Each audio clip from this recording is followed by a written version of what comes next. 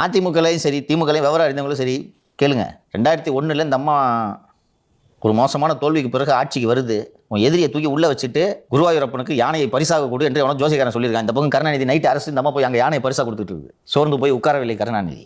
அந்த சம்பவத்தை வைத்து திமுகவை உயிர்ப்பிக்க பயன்படுத்திக் கொள்கிறார். அது ஒரு கொந்தளிப்பு ஏற்படுத்துதா? கருணாநிதி கைதை கண்டித்து கடற்கரையில் ஊர்வலம், பிரம்மாண்டமான ஊர்வலம், மாஸ் ரேலி.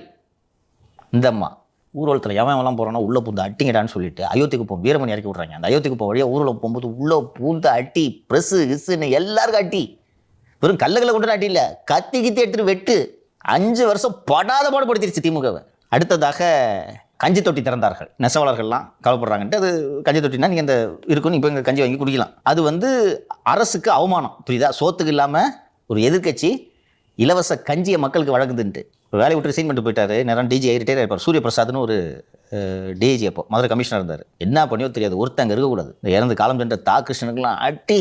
இந்த பக்கம் ஆட்சியை கண்டிச்சு இவங்க உண்ணாவிரதம் இருப்பாங்க. அதிமுக சார்பில் எதிர்க்க உண்ணும் விரதம். இந்த உண்ணும் விரதம்ன்றது அறிமுகப்படுத்தினே அதிமுக. லிட்டரலாப்பா எதிர்க்க உட்காந்து பிரியாணி சிக்கன் எல்லாம் கடிச்சு வீடியோ போடுவாங்கப்பா.